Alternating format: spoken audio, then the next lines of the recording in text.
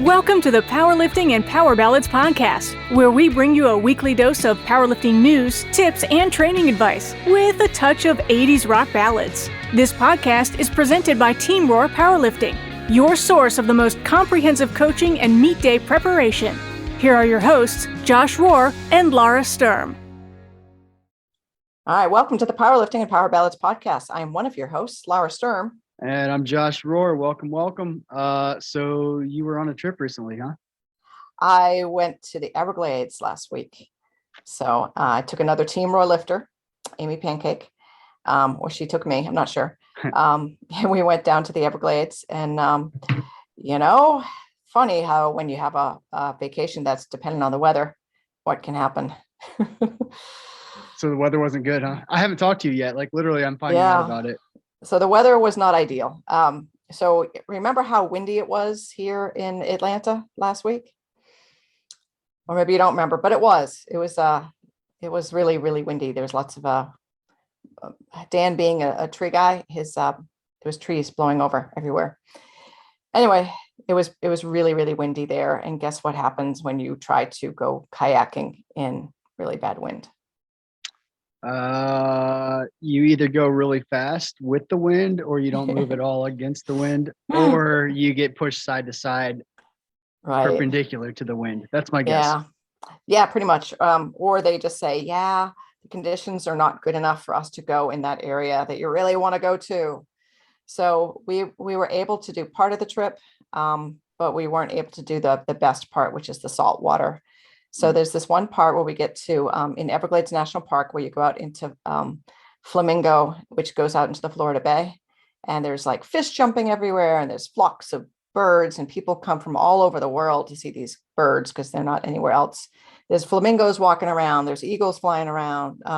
There's, sharks and stuff circling in the water. It's like just wildlife everywhere and we couldn't go. Oh, that sucks. But we did get to go on a slog in the Everglades. So what happens is, you're like, slog, what's that mean? So you drive into the Everglades National Park and you pull over and you walk into it's not a marsh, it's not a swamp, it's actually a river. But the Everglades has the slowest river that flows. And it can feel like a swamp, but it's actually a river. So you walk out in there and there's just, I'm going to say it wrong, bromeliads.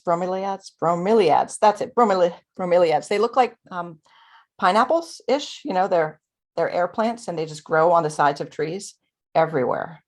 And they have like, some of them are in bloom and there's orchids growing out of trees and it's just beautiful. It's just stunning, but you're walking through water that's, knee high in places, sometimes a little bit deeper, sometimes not as deep. And there's just plants everywhere. And we were looking for wildlife, looking for gators and such. We did find one gator. And, we got about 20 feet, within 20 feet. Gators don't want to eat people. They like to eat things that they can eat whole. And unless you're a really small child, that won't work. So they don't like people. I was going to say, our some powerlifters are pretty short. Would they count?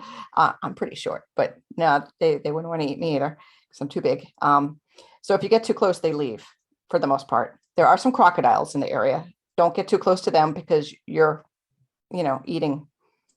So to ask a dumb question, what's the difference between alligators and crocodiles? Like, I'm actually being serious because I don't really know. Color, nose shape.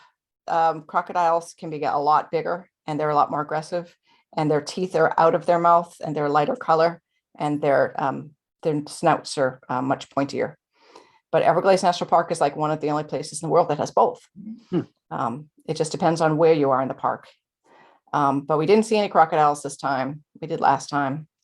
And we only saw one gator, but we did get to see these barred owls that you could hear them in the woods, but we couldn't see them for a while. But then we found them and we walked right up to them.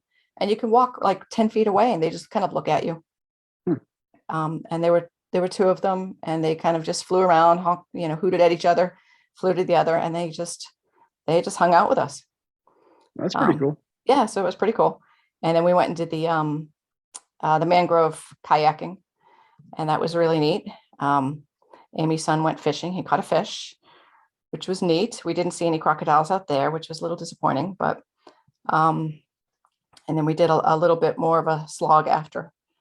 And then the next day we did Everglades City, which is on the other side of Florida. We drove a bit, and it's much less touristy, and we saw so many gators over that way. It was like we got kind of sick of seeing gators. We're like, this one, they're just everywhere.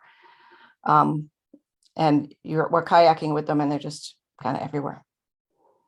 So it was pretty cool, but that one was a much shorter trip, and it wasn't a private trip. So it was kind of like, okay, this is a little touristy, but there's a lot less people over on this side, so it's okay.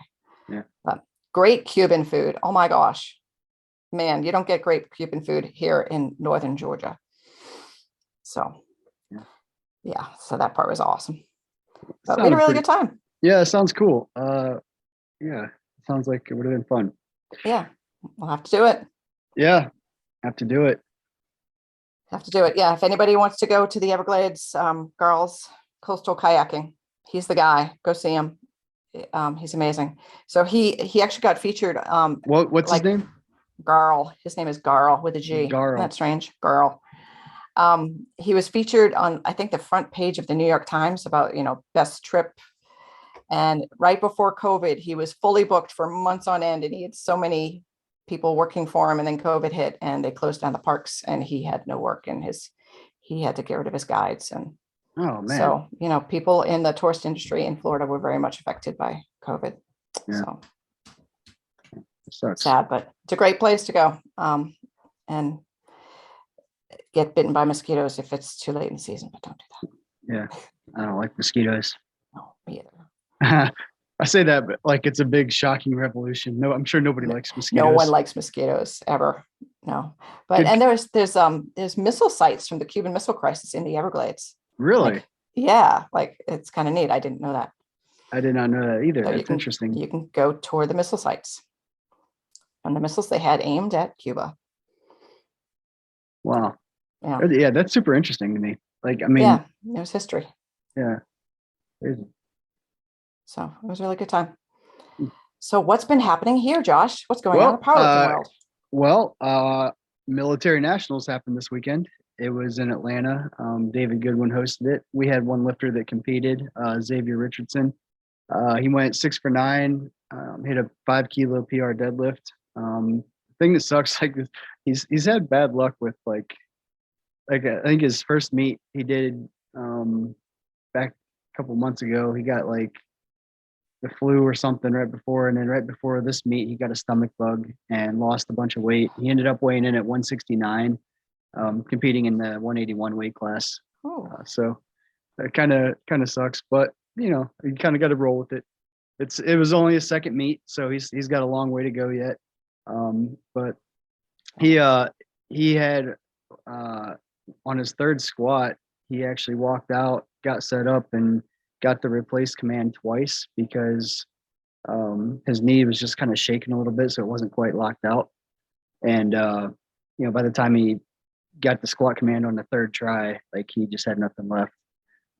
But yeah, just kind of one of those unfortunate things. But again, second meet only, like national level meet, going 6 for 9, I still think that's a pretty successful meet.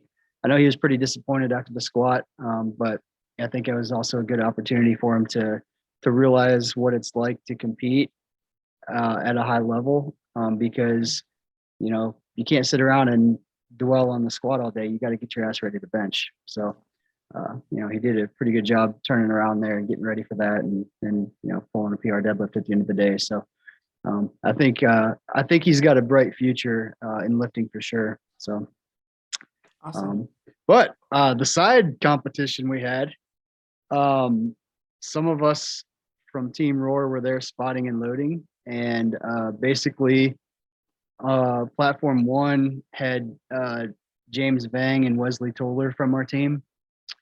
And James made a little comment beforehand that he was gonna, I can't remember exactly how he put it, but he basically implied that they were gonna get done quicker and before us.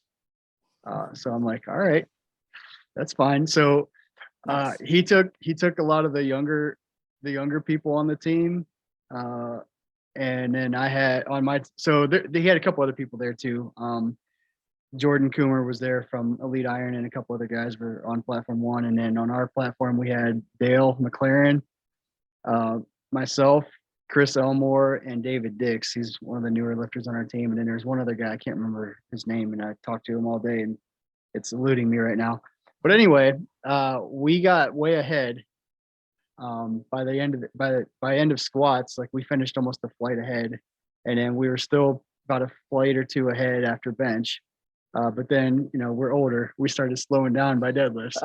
So they made a comeback, but we still finished ahead of them. We got done one flight ahead of them. There were 3 flights on each platform. So Nice. So we platform 2 secured the victory for the spotting and loading challenge. Wow. So, Nice. Was there yeah. any awards given for this? I feel like it should have been. No, nobody really cared, but I cared. Except for you. And James cared because we had a little back and forth there for a while. I feel like you should have wagered like $1. In hindsight, we should have. I didn't even think about it. Like everybody that's spotting has to chip in like a quarter so that the winning team gets like a quarter. That's about all people care. Right. Oh, man. well, that's awesome. But it was a good time. We had fun. The meet ran pretty well. It was good to see a lot of how it is, the national meets. You get to see a lot of old friends and stuff that you haven't seen in a while. So it was a good time. Yeah, that's awesome. Yep. Well, good. I'm glad you got to spot and load, because I know how much you actually oddly enjoy that. Yeah, I really do. And I really enjoy refereeing, but I really, really enjoy spotting and loading. And it's very rare that I can do either of those things. But it's even more rare that I'm able to actually spot and load and we have enough referees. So it was really kind of a fun opportunity to do that. And I enjoyed it. I got to say Elmore and I were on the same side, and I got to say, we were like perfectly in sync. So like whatever the load was, like I called the load out, and like I can't even explain it, but like he would be taking the collar off as I'm handing him whatever he needs to add to it. And it was like a well-oiled machine. Nice. Yeah. So if anybody wants a clinic on spotting and loading, watch the live stream from Military Nationals platform 2. Nice. That's awesome. Well, I mean, it's nice when you have a good crew going, and it makes it fun too. Yeah, when you, especially when you're doing it with friends and stuff too, it's kind of fun, and especially plus the 2 platform thing where you got friends on both platforms, so you're kind of working with some of your friends, competing against some of your friends. It's fun. Right. So. Very nice. Very nice. Very nice. So where are we on the movie soundtracks? So we didn't do any last week. We were talking with Sam Calhoun and just kind of never got to it. So I think we're on the number 3 this week. I guess we'll start with Amber Riley. Her number 3 is 2001: A Space Odyssey, and her reasoning for the number 3 ranking of her movie soundtrack is it's the most iconic opening soundtrack to a movie ever. Pretty true. Yeah. You've never seen the movie, I can tell. I have not. I don't get out much. Okay. My highlight of my weekend was spotting and loading at a powerlifting meet. All right. Yeah, but I mean, like, this is nowadays. Do people go to the movies anyway? I feel like classics. I like to go. Honestly, I like to go for the popcorn. True. Oh, speaking of popcorn, so I have an air popper at home, and it's not bad, but it's like a tube, and then there's like a bowl that comes with it that goes all the way around, so it shoots it up out of the top and it flows out to the outside of it. But when it gets to the end, it has a spinner in it, so like the kernels like catch the metal of the spinner, and it like shoots them out like a rocket, like the unpopped seeds. So it's like hitting you with seeds. So it's not a great model. So Hope surprised me yesterday and brought home a different popcorn maker that she found on like Nextdoor or something like that she got for free. So We tried it out last night, and it has a awesome feature. It's got a butter melter on top. So Mm. you put some butter in it, and then by the time it's done popping, the butter's all melted, and you just pour it on top. And it is, I gotta say, very good. So win for Hope. So Hope scored. definite win for Hopi. But I can eat plain popcorn, like no big deal, like no salt, no seasoning, no nothing, and I'm just fine. Well, Hope's like, your popcorn tastes terrible, like you whatever. So I think her motive was to get me to make popcorn that she enjoys. So Mm. now she did eat some of it last night and said it was pretty good. So I think we got a winner there. Nice. I mean, it's important for a marriage, to To agree on our popcorn. it is. Yeah, very much. All right, boy, All right, really, well, now we're gonna move on. Dawn yeah, Dotson really derailed that one there. All right. had The Little Mermaid as her number 3 movie soundtrack. Each song characterizes each character's emotions. All right. Justin Little had Star Wars: A New Hope, and he says, I mean, maybe the greatest John Williams scores of all time. I mean, fairly true. I mean, sorry, I didn't mean to, but yeah. Amy Hutchinson had Top Gun. What more iconic soundtrack is there really? Come on, Maverick, let's fly. Take Very issue true. with this. Take issue with Top Gun. Not the choice of Top Gun, but at the end it says, "Come on, Maverick, let's fly."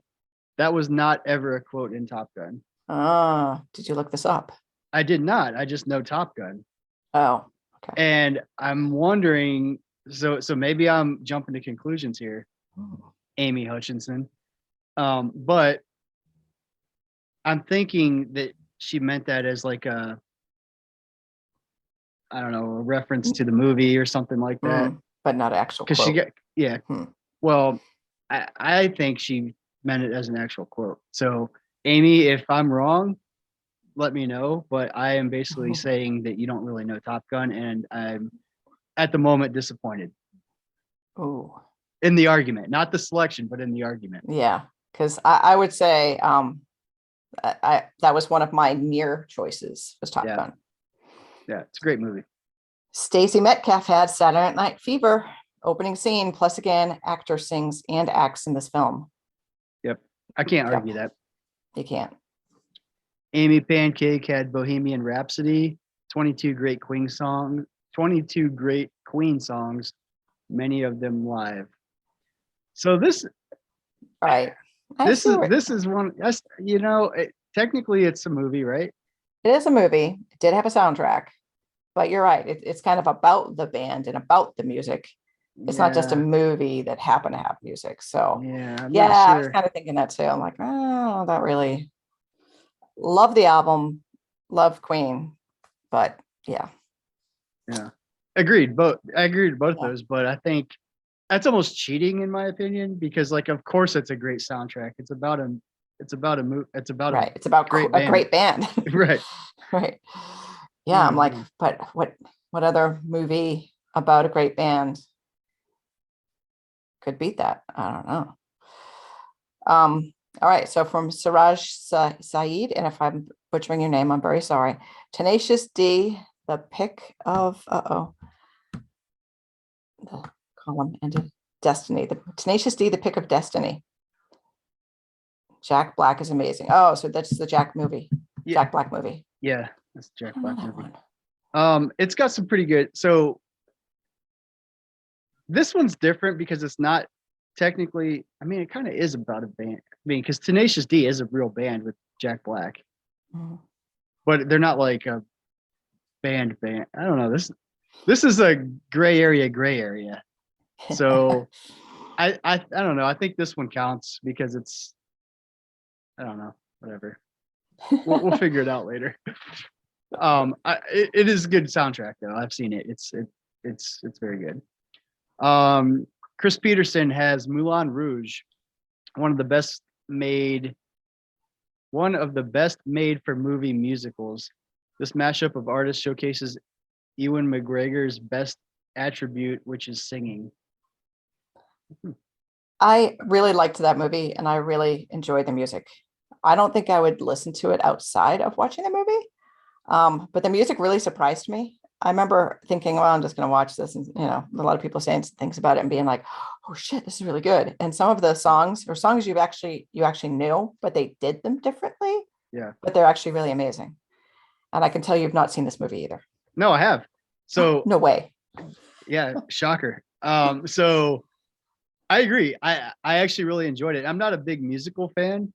I mean, I'm not anti-musical, but I mean, most of them just don't. Here's my issue. I actually have a hard time understanding words in musicals. So like um I saw what is the Hamilton. I saw Hamilton when Hope and I were in Chicago. I loved it, but half of the show I couldn't even understand what they were saying because I can't for whatever reason understand what they're saying when they're singing. So I kind of missed out on a lot of the storyline, but it was still entertaining. But where was I going with this? I feel like I Moulin talked Rouge, you could understand the words. yeah, I think that's it. I think I talked myself into a corner. Now I don't know where I'm at. Nice. All right. So the next one is Cameron Barolo. Barello. Thank you. I mean, it's French. It's hard to say though. Also had Bohemian Rhapsody, popular choice. Yeah. Great. I mean, that's the thing. Like, you can't argue the music or the soundtrack because No. it's a whole freaking yeah. We already made it start. We already went on this rant. Jim Battenfield had Varsity Blues, sets the tone for the whole movie, really holds up. I've seen this and I'm gonna have to go back and look at this soundtrack because I can't off the top of my head I can't think of what it was like. But it was a great Yeah. movie, so I mean probably has to be a decent soundtrack. I don't recall it either. So Josh, you're next. Which is your movie? My number 3, I had Pretty Woman. So just a few. So not all of these artists that I'm about to mention had like hit songs on this, but here are the artists that were featured: Roxette, David Bowie, Robert Palmer, Roy Orbison, and Red Hot Chili Peppers, plus a bunch more, but those are the ones that stood out to me. And 2 of those. So Roy Orbison, obviously, Pretty Woman. We all know that song. Right. Do. And then Roxette, It Must Have Been Love. Must Have Been Love. I mean, It's a great song. And it's a Pretty Woman's kind of an anthem of the 80s as well. Yeah. Like it's what a an coincidence. iconic movie. And you read it, you watch it now and you're just like, this would never happen. Yeah. Wait, you thought would it have happened in the 80s? In the 80s, I don't know. I was more naive and I'm like, oh, that's such a nice story. It's such a love story that it would never happen. Somebody, nope. Sorry. I might be speaking out of turn here. Not out of turn, but somebody I know, I don't think it was you, said they either had a daughter or somebody that watched this. Oh, I know who it was. I think it was our friend, I think it was our friend Latavia that said this, but had a daughter not a daughter, but a niece or somebody that watched this and said that they want to be a hooker when they grow up because because of this movie. Because of this movie, and like it was so glamorous to be a hooker. Right. Yeah. Right. So, I think it was Latavia that told me the story, but I'm not sure. Oh So first of all, Tay, if it was not you, let me know. And whoever it was, if I'm not giving you credit for this story, please let me know too. And I hope your niece didn't grow up and actually go, yeah, that's a great idea. Yeah. I don't think anybody would. But... So apparently it is realistic when you're young and naive. Yeah, right. To want to do that. Yeah, so, there you go. Yeah. All right. So Daria had Grease, which almost made it to my list too, as did Pretty Woman, almost made it to my list. She says it's a classic. So many remakes through the years have been done, proving the timelessness of the music. Here's the thing, though. It was a play before it was a movie. Mm. Well, it was a musical. It was a musical? It was a musical. It wasn't very well known. Well, it was a musical I didn't know that either. All right, so what's our ruling here? Because our official list is top 5 movie soundtracks. So technically, It was a movie. that was a movie soundtrack, even if it came after a. So I think that one's in the clear, right? Yeah, I think so. Yeah. Okay. All right, and mine for top 3 was also Saturday Night Fever, because the opening song, that vibe, like that 70s, it's this iconic anthem of the 70s, and you just can't be in a bad mood listening to the Bee Gees. Yeah. You can't. Try it.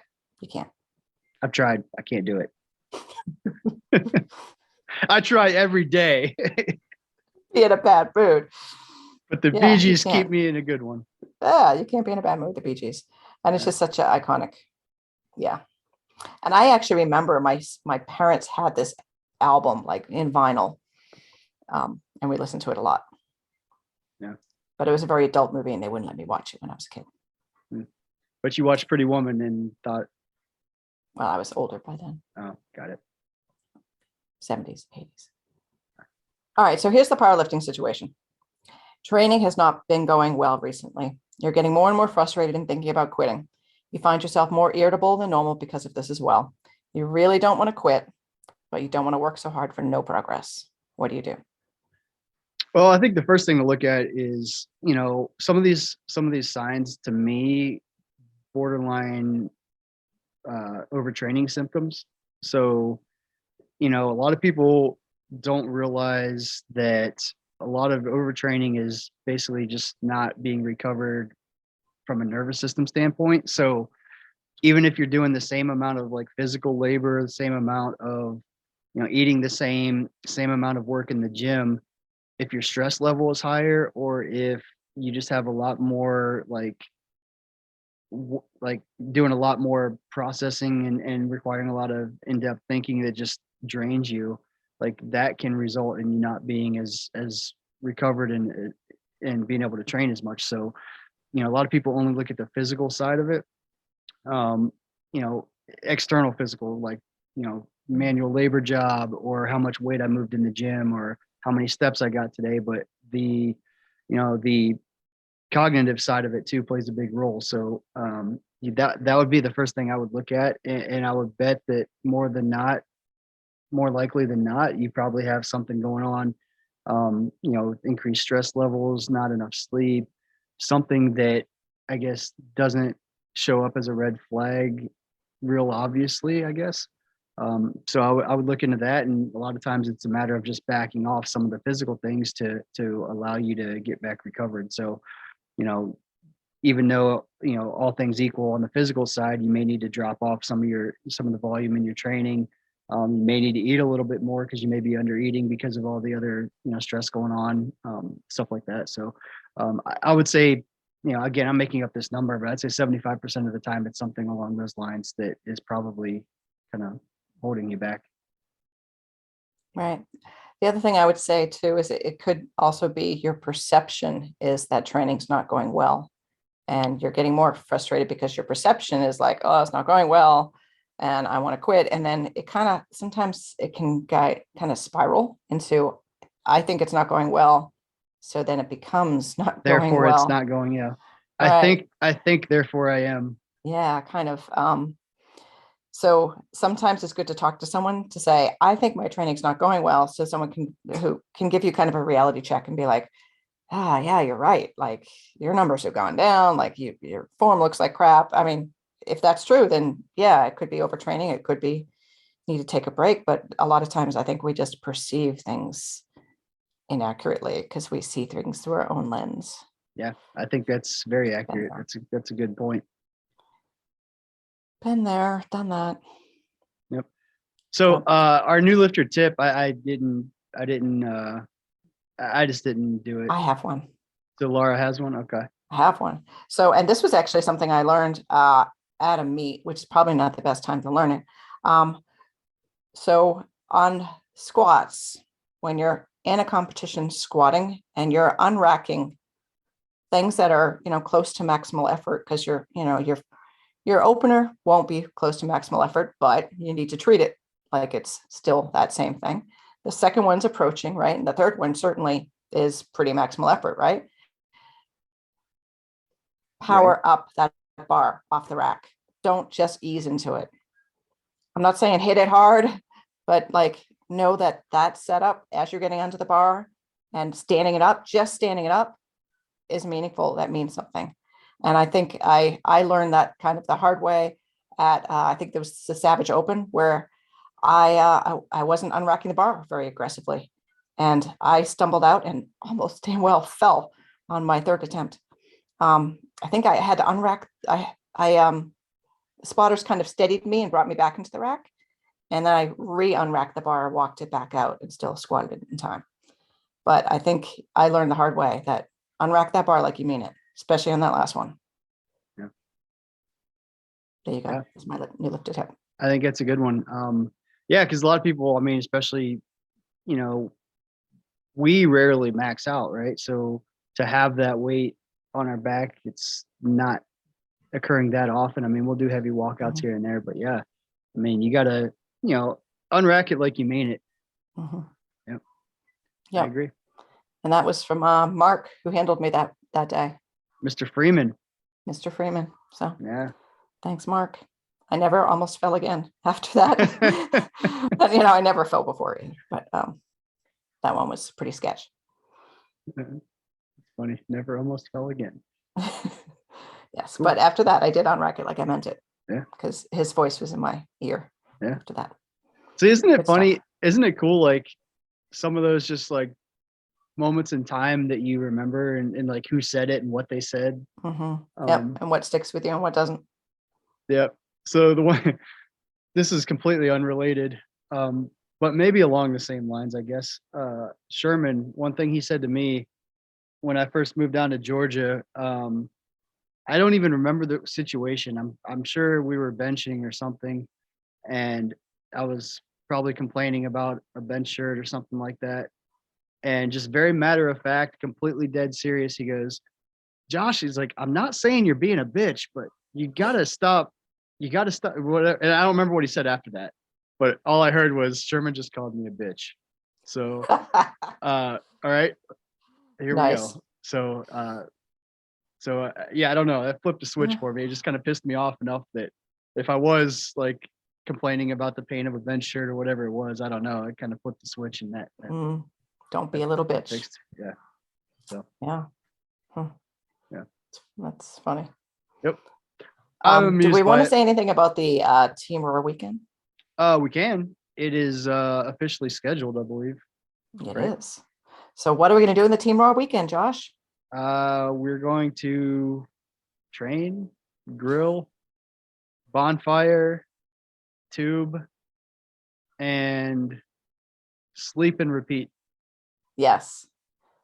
And a lot of training. And it'll be at my place up here in North Georgia.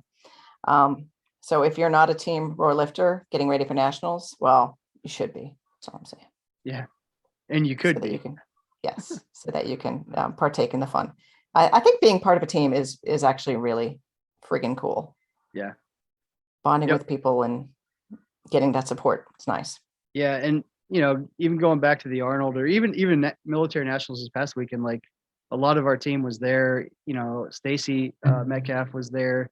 Helping coach. Amy Pancake and Ashley Hanna were running the computers.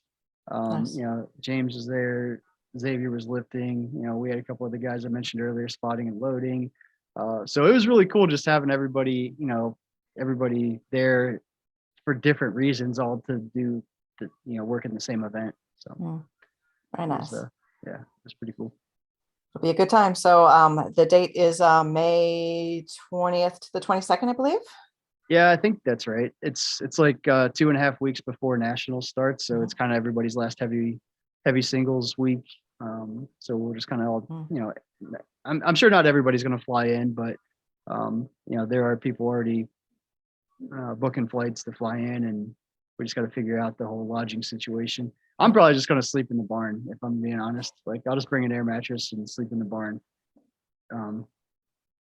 I have 3 air mattresses too. So yeah, well, I have a whole bunch too. Yeah, I keep like 4 twin size air mattresses on the trailer, because it used to be like if I had there was always people like that would come spot and load last minute that needed a place to stay. So I would just have air mattresses on the trailer. So I'm like, all right, well, take this air mattress and you can room with so-and-so. Take this air mattress, you can room with so-and-so. And we just kind of throw them in the hotel room or if we had the Airbnb, they would just stay there. So. All right. Or just go sleep in the van by the river. Yeah. I have yet to have anybody actually sleep in the trailer, but people have talked about doing that before. So, Totally. Yeah. Anyway. So that's coming up. It's going to be a lot of fun. It'll be fun having everybody together to train. And the other thing is, like, some people going to nationals, this will be their first time going to nationals. So it'll also be kind of their first time meeting a lot of people on the team. So it'll be a good opportunity to kind of meet everybody before we all go to nationals a couple weeks later. And doing your 3x1 heaviest lifts right before the meet in a group setting like that is really cool. And it really charges you up and gives you kind of a good stimulus going into a meet. Yep. And and the fact that, it's good for multiple reasons. Like, some people don't like being around a lot of people. So the fact that you have to do those around a lot of people is kind of good practice, because at a meet, you're going to be around a lot of people. Right. But it also then gives you a bigger, I guess, group of support system when you're there, because now by the time you get to nationals, you already have been around everybody. So you kind of know everybody a little better, and you're a little more comfortable with them. So when we're handling a bunch of our lifters as a team, that's one thing a lot of people struggle with initially is, sometimes people on the team come help me coach, because I can't coach everybody by myself, right? Well, if you're meeting them for the first time, you can, some people can feel a certain way. Well, if you meet everybody ahead of time, it's always a plus too. So yeah, absolutely. Good cool stuff. Yeah. So I'm excited. We got to figure out logistics of that, but we can do that later. Yep. Like the day before. Sure. Yeah. Good stuff. That's how we always do, Yeah, pretty much. I'll call you on the way up. Hey, so what are we doing? I don't know. Yeah, that's pretty much how the conversation will exactly go. But it usually goes pretty well. Yeah.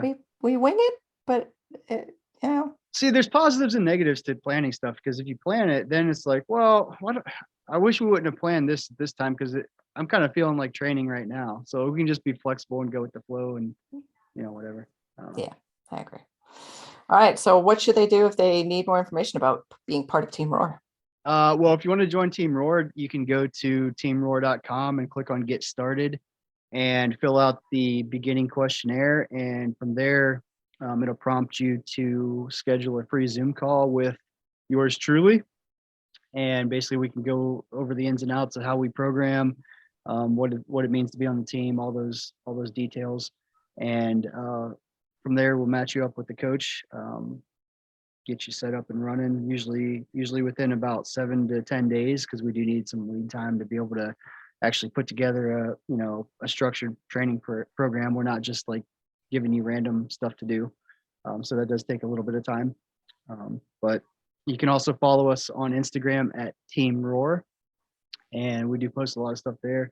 Definitely give us a follow. And then in terms of the podcast, if you have any feedback on any of the stuff we talk about, have input on some of the top 5 movie soundtracks we've been releasing, positive or negative, go ahead and shoot it our way. You can send us an email at plballadspodcast@gmail.com or shoot us a DM at plballadspodcast on Instagram. Did I miss anything, Laura? I think that's just about it. Awesome. Woo-hoo. All right. Well, we will catch you all next week. Later. Yeah. Bye now. Thank you so much for listening. If you enjoyed today's episode of the Powerlifting and Power Ballads podcast, please remember to subscribe and share it with your friends.